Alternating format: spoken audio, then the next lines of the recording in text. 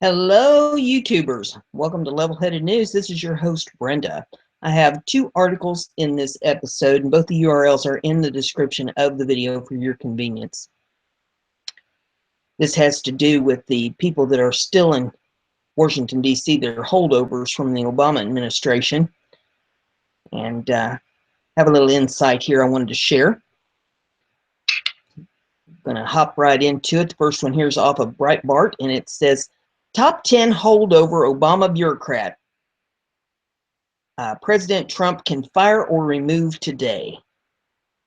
The federal bureaucracy is comprised of about 2.6 million permanent employees protected by civil service and about 4,000 political appointees are actively engaged in sabotaging President Trump's agenda. Political appointees can be fired by the president at will. Permanent civil service employees are more difficult to fire. Today, the Pendleton Act shields from dismissal, even on legitimate grounds, more than 90% of civil servants, the Federalist reports.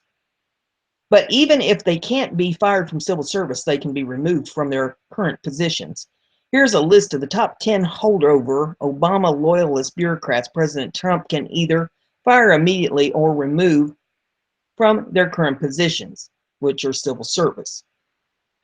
John Costigan, Commissioner for the Internal Revenue Service.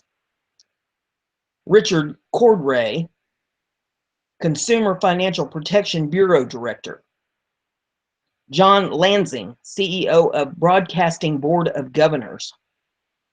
Amanda Bennett, Voice of America Director. And remember that name. I've got some information on her in the next article. Kenneth Tata, Acting Director of the Office of Refugee Resettlement Department of Health and Human Services, or the Civil Service. Anastasia Brown, Acting Deputy Director for Refugee Program, Office of Refugee Resettlement, Department of Health and Human Services, which is Civil Service. Simon Henshaw, Acting Assistant Secretary, State Department Bureau of Population, Refugees and Migration, Civil Service. Mark C. Storella, Deputy Assistant Secretary, State Department Bureau of Population, Refugee and Migration, Civil Service. Lawrence Bartlett, Career Official, State Department Bureau of Population, Refugees and Migration, Civil Service. Elaine Zimmerman, Regional Administrator for the Administration for Children and Families, Region 1, Connecticut, Maine, Massachusetts, New Hampshire, Rhode Island, and Vermont, Civil Service. Cordray, Lansing, and Bennett could try to fight their terminations, but ultimately, if President Trump wants to get rid of them, they'll be gone. Here's the case for firing or removing from their current positions these 10 Obama administration holdovers. Number 1, John Costigan, Internal Revenue Service Commissioner. Costigan's term is scheduled to end in November of 2017, but President Trump has authority to accelerate his departure. A faction of conservatives is circumventing leadership brass and calling directly on President Trump to tell the IRS Chief John Costigan, "You're fired," the Washington Examiner reported last month. Representative Mark Walker, Republican of North Carolina, will make the ask. The chairman of the Republican Study Committee has quietly been, or try this again, the chairman of the Republican Study Committee, isn't it nice to know I'm not perfect, has quietly but urgently been circulating a letter inside the GOP conference to build support. He's now got 50 congressmen signed on to the letter. While Trump has flushed out his cabinet so far, he's stayed hush about the fate of the IRS chief, and conservatives really want Costigan's head. You have the authority to remove Commissioner Costigan, Walker writes to Trump, adding that we encourage you to dismiss him in the most expedient manner practicable. House Oversight Chairman Jason Chavez, Republican of Utah, first drew up impeachment articles against the tax man in October of 2015. Since then, conservatives have accused Costigan of interfering with congressional investigation and abetting the continued targeting of conservative nonprofits. Last year, irate Republican lawmakers unsuccessfully sought impeachment of Koskinen over the IRS alleged targeting of Tea Party groups and other conservative organizations, Newsmax notes. Number 2 is Richard Cordray, director of the Consumer Financial Protection Bureau. Cordray's term is scheduled to end in 2018, but with Koskinen at the IRS, President Trump can move his departure date up. So as long as President Donald Trump is in the firing mood, Richard Cordray, the director of the Consumer Financial Protection Bureau, must go, Kelly Riddle wrote in a Washington Times op-ed on Friday, which says, one of the biggest swamp creatures. Many thought Mr. Cordray wouldn't survive 48 hours in the Trump administration, but alas, he has. He's collected much power running his sprawling bureaucratic fieldom without any oversight from Congress or even the president, for that matter. There's the question whether Mr. Trump has the authority to even fire Mr. Cordray, a man who knows Republicans wants him gone, but is refusing to leave. Last year, the Bureau's single director structure was declared unconstitutional in a court case, allowing Mr. Cordray to be fired at will, but the CFPB has appealed so long as the case is pending. Mr. Cordray has grounds to stave off any dismissal. Number 3 is John Lansing, CEO of Broadcasting Board of Governors. The Broadcasting Board of Governors is one of those agencies most Americans have never heard of. This public diplomacy program by the U.S. government, reaching an audience of 278 million by broadcasting in 100 countries and 61 languages, Politico reported. It runs the Voice of America, Radio Free Europe, and several other broadcasting entities. Voice of America was created in 1942 during World War II to send pro-democracy news across Europe as it aimed Nazi and Japanese propaganda. The agency has since evolved into a more traditional news operation while still pushing out the virtues of democracy worldwide, Politico reported. In recent years is that the Voice of America, Radio Free Europe, and other broadcasting entities run by BBG have shifted from their traditional mission of promoting classic American values and interest to the rest of the world and have become mirror images of mainstream media outlets like CNN, ABC, NBC, and CBS. Current CEO John Lansing, a veteran cable industry executive, took over the reins in 2015 and has done nothing to stop that trend. Reported, a recent change in law now provides President Trump with an opportunity to put his own person in charge over the BBG. Early last month, a provision buried into the National Defense Authorization Act called for disbanding a bipartisan board of the BBG, said the part-time board was ineffective, but alarming others who feared an accountability lawyer was being swept away. The status of the BBG board is in limbo, however, since Obama added the signing to the NDAA, saying it was unconstitutional to get rid of the board because it violates his unconstitutional right of appointment. Another uncertainty that is that Lansing can be replaced at any time for a CEO appointed by the president, Politico reported. Even those on the left, however, acknowledge that President Trump has the authority to fire Lansing. 1404 of the defense bill that was passed by the Republican Congress right after the election, this far into the bill, that high, they took the Board of Governors part out of the equation. MSNBC's Rachel Maddow says, so that no longer, or try this again, so that's no longer who runs this $800 million broadcasting effort, Voice of America. Now, instead of being run by a nonpartisan sort of insulated board of governors, it's now run by a CEO who is appointed by the president and who serves at the pleasure of the president. Number 4, Amanda Bennett, Voice of America director. Voice of America director Amanda Bennett oversees BBG's largest organization, providing content in more than 45 languages to 236.6 million people each week on radio, television, mobile, and internet, the VOA website reports. Under Bennett's leadership, VOA has become increasingly focused on covering domestic politics from a far-left perspective, similar to that found at NPR. Bennett is the classic elite mainstream media journalist. Amanda Bennett is a Pulitzer Prize-winning author, investigative journalist, and editor. Through 2013, she was executive editor, Bloomberg News, where she created and ran a global team of investigative reporters and editors. She was also co-founder of Bloomberg News Women's Project. She was editor of the Philadelphia Inquirer from June 2003 to November of 2006, and prior to that was editor of the Herald Leader in Lexington, Kentucky. She also served for 3 years as managing editor projects for the Oregonian in Portland. And for those of us who are aware of what the Oregonian is, we know that's about as left as you can get. Bennett served as a Wall Street Journal reporter and editor for more than 20 years. A graduate of Harvard College, she held numerous posts at the Journal, including auto industry reporter in Detroit in the late 70s and early 80s, Pentagon and State Department reporter, management editor, reporter, national economics correspondent, and finally, chief of the Atlanta Bureau until 1998, when she moved to the Oregonian. Most recently, she has been a contributing columnist for the Washington Post.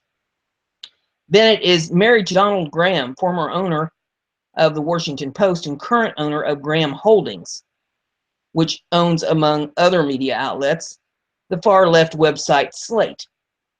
Together with her husband, Donald Graham, she is the co-founder of The Dream US, which provides college scholarships to children of undocumented immigrants. The Voice of America website notes. Kenneth Toda is number 5, acting director of the Office of Refugee Resettlement and Civil Service. As Breitbart News has reported previously, responsible for the implementation of the Federal Refugee Resettlement Program, the Office of Refugee Resettlement at the Department of Health and Human Services, and Population, Refugee, and Migration at the Department of State, are populated by a revolving door of ideologically aligned bureaucrats from the voluntary agencies that are paid $1 billion annually by the federal government to resettle refugees. Any bureaucrat who has served at either agency for a period of time has been utterly compromised by the refugee industry lobby and has to go in a Trump administration. Ken Toda is the acting director for the Office of Refugee Resettlement, called ORR, Administration for Children and Families, called ACF, Department of Health and Human Services, HHS, and has served as the ORR Deputy Director since 2008, and has also served as acting ORR Director in 2006 and 2015, according to the ORR website, which says, prior to joining ORR, Ken served as a senior program specialist at the Immigration and Naturalization Service, where he provided oversights to the Unaccompanied Children's Program and the program transfer from the U.S. Department of Justice to the U.S. Department of Health and Human Services. Since coming to ORR, he has worked to significantly increase capacity and enhance care and services for unaccompanied children. While at ORR, Ken has worked to enhance funding and services for refugees by focusing on the most vulnerable populations, technical assistance, and expanding intensive case management. He has also been instrumental in the creation of an ORR division to focus on refugee health-related issues and developing partnerships in support of services for refugees. Before entering civil service, Ken was the Cuban-Haitian Program Coordinator for the United States Conference of Catholic Bishops, called the USCCB, in Washington, D.C. and Miami, Florida. Nation letter last month, ORR Director Bob Carey, appointee, and former BOLOG representative, praised Toda. I'm pleased to announce that as I leave office today, Ken Toda will be assuming the position of acting director of ORR. Ken's knowledge of the policies and issues which affect the population we serve and his commitment to the work of the office is unmatched, Carey wrote. This is Anastasia Brown, acting deputy director for Refugee Program, Office of Refugee Resettlement, Department of Health and Human Services, which is civil service. Anastasia Brown worked for years in the nonprofit refugee resettlement industry. Most recently, she held a senior position at the Refugee Council USA, the lobbying arm for the 22 voluntary agencies called VOLOGs, who are paid more than $1 billion a year to resettle refugees in the United States. Recently planted at ORR by the Obama administration to ensure that the interest of the VOLOG would be served in future administrations.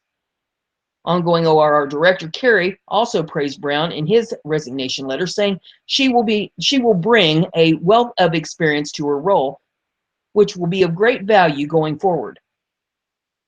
Simon Henshaw, Acting Assistant Secretary, Department of State, Bureau of Population, Refugees, and Migration, which is civil service. According to his State Department bio, Henshaw has been with the PRM since 2013. Mr. Henshaw is a career officer in the U.S. Foreign Service as Principal Deputy Assistant Secretary of the Bureau of Population, Refugees. His previous assignment was Director of Andean Affairs, Bureau of Western Hemisphere Affairs. In 2011, he was the Deputy Chief of Mission at the U.S. Embassy in I don't know how to pronounce this. It's in the Honduras. Mr. Henshaw joined the State Department in 1985.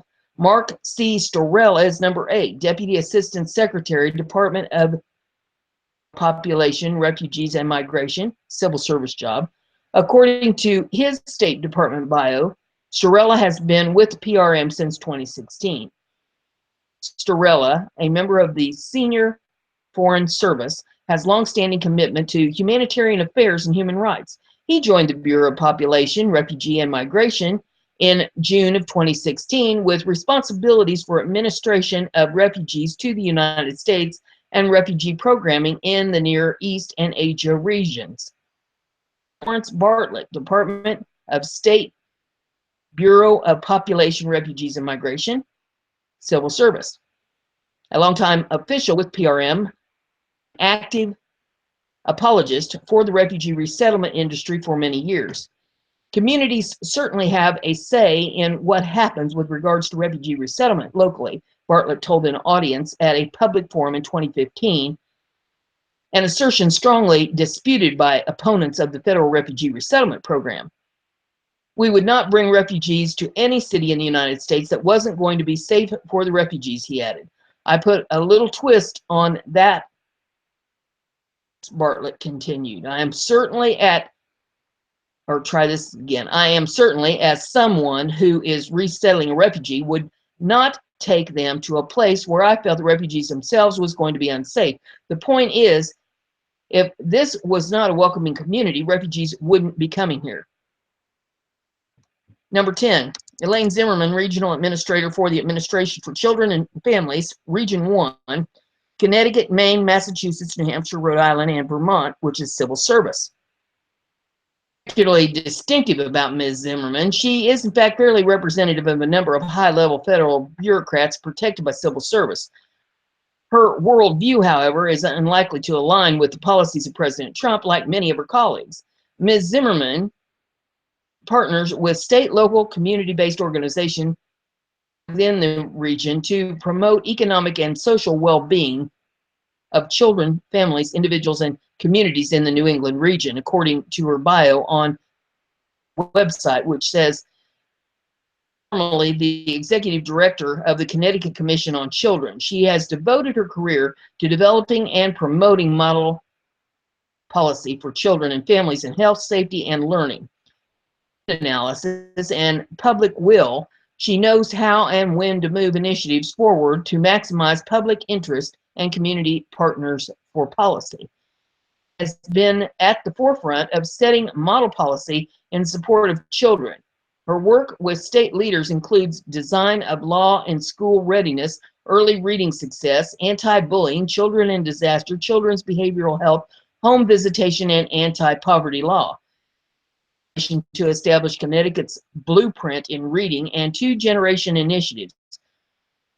Is recognized for one of the strongest parent leaderships and family civics model in the states. For this work, she was awarded the Good Housekeeping Award for Women, Ms. Zimmerman's work is the critical role that community does and must play in preparing children for their future. Brown tells us a lot about her worldview. Ms. Zimmerman has a BA with a dual major in cultural anthropology and from the University of California, Berkeley. She also has a master's in community mental health from the University of California, Berkeley. This list of 10 bureaucrats who can be fired or removed from their current positions is a good starting point. While he's at it, President Trump can reverse 17 conversions at 8 agencies from political appointees to career civil service in the federal bureaucracy that, according to a recent GAO report, were implemented without receiving prior approval from the Office of Personnel Management, called the OPM, as required by the OPM policy. Identified the jobs by title, but it named the offending agencies or departments. Now, the next article that I have for you, off of Inside VOA, and that's Voice of America. This one is about Amanda Bennett, the VOA director, which was in that last article that I told you about. Graham's wife. It says, follow Amanda on Twitter at the Voice of America director, or VOA director, it says. Voice of America director Amanda Bennett oversees BBG's largest organization, providing content in more than 45 languages to 236.6 million people each week on radio, television, mobile, and the internet. Amanda Bennett is a Pulitzer Prize-winning author, investigative journalist, and editor. Through 2013, she was executive editor of Bloomberg News, where she created and ran a global team of investigative reporters and editors. She was also co-founder of Bloomberg News Women's Project. She was the editor of the Philadelphia Inquirer from June 2003 to November of 2006. And prior to that, she was the editor of the Herald Leader in Lexington, Kentucky. She also served for 3 years as managing editor of projects for the Oregonian in Portland. Bennett served as Wall Street Journal reporter and editor for more than 20 years. A graduate of Harvard College, she held numerous posts at the Journal, including auto industry reporter in Detroit in the late 70s and early 80s, Pentagon and State Department reporter, Beijing correspondent, management editor and reporter, national economic correspondent, and finally chief of the Atlanta Bureau until 1998, when she moved to the Oregonian. Most recently, she has become a contributing columnist for the Washington Post. Bennett shared the 1997 Pulitzer Prize for National Reporting with her journal colleagues, and in 2001 led a team from the Oregonian to a Pulitzer Prize for Public Service. Projects by the Bloomberg Projects and Investigations team won numerous awards, including Loeb, Polk, Bartlett and Steele, Headliner, Society of American Business Editors and Writers, and Overseas Press Club awards. She was a member of the board of Pulitzer Prize from 2003 to 2010, when she served as co-chair of the board. She has also served on the boards of the Loeb Awards, the American Society of News Editors, as well as Board of Advisors for the Temple University Press, the Board of Directors of Access Philly, a nonprofit local news site, and the Rosenbach Museum, a Philadelphia Museum of Rare Books. She's the author of 6 books, including the Memoriam, 1998, co-author of she co-authored it with Terrence B. Foley, The Man Who Strayed Behind in 1993, co-author with Sidney Rittenberg, Death of the Organization Man in 1991, The Quiet Room in 1996, co-authored by Lori Schiller, The Cost of Hope, her memoir of the battle she and Foley and her late husband fought against his kidney cancer, was published in June of 2012 at Random House. Together with her husband, Donald Graham, she is co-founder of co-founder of The Dream US, which provides college scholarships to children of undocumented immigrants. This is the one that is in charge of the information that goes out over Voice of America